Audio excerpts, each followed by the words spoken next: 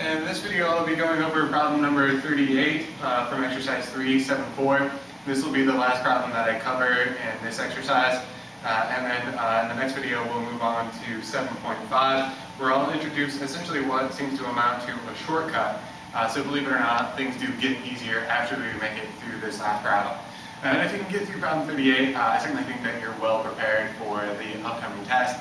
In fact, you won't see anything quite this difficult on the next test. So problem number 38, we're after not R. We don't have a not R, but we do have a couple of appearances of R. So the key to starting this problem is realizing that you can set up a hypothetical syllogism with the two lines that are given to you with premises 1 and 2 respectively. You'll notice that they do in fact have a common variable. The S is the consequent of 1 and not S obviously the consequent of number 2. So we can't immediately do a hypothetical syllogism. But if we start by doing transposition on line number 2, reverse and negate, this not S will become not S, which of course is logically equivalent to S.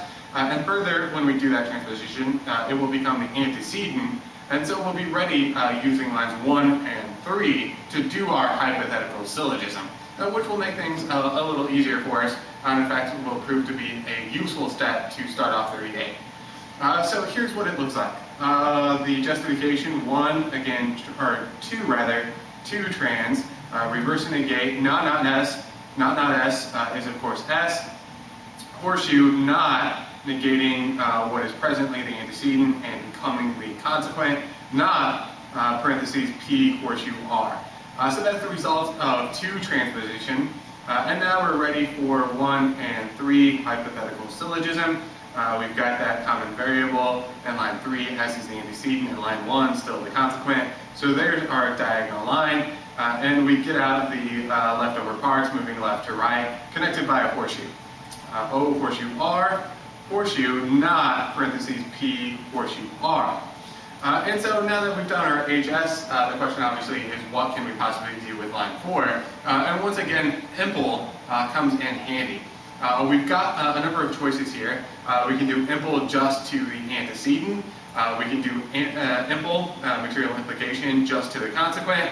Or we can do impl to the main logical operator, the horseshoe here in the middle. As it turns out, doing impl to all 3 horseshoes is in fact useful. What it will ultimately do for us is set up a distribution to suck out the like variable, the r's, and that's precisely what we're after.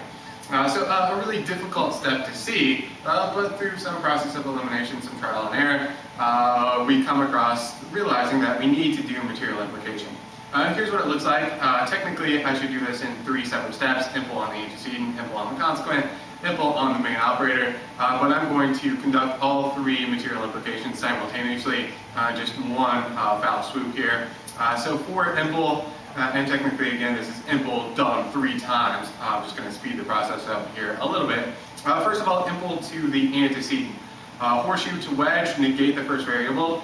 So this becomes not O or R. Now, impl to the main logical operator, horseshoe to wedge, negate the first variable. So we need to tilt that out front in front of what was the antecedent. And now finally, impl to the last horseshoe, the horseshoe and the consequent of the statement. That tilde on the outside is going to remain there. Horseshoe to wedge, negate the first variable. So this tilde will be applied to the P or R.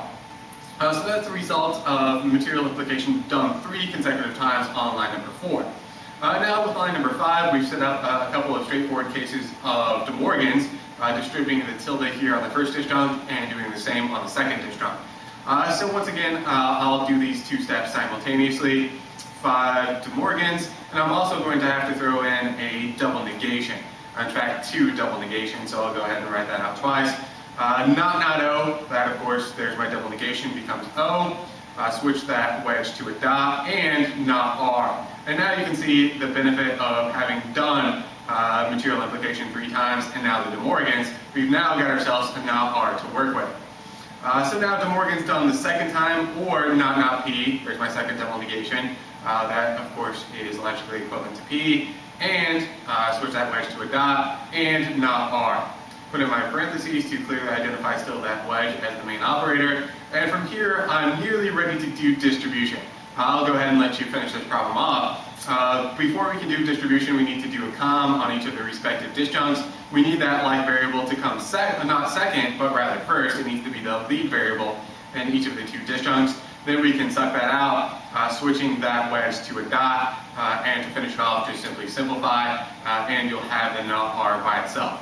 So that's 38, certainly perhaps the most difficult problem that we've encountered thus far. And if you can make it through 38 on your own, certainly you're well prepared for the test.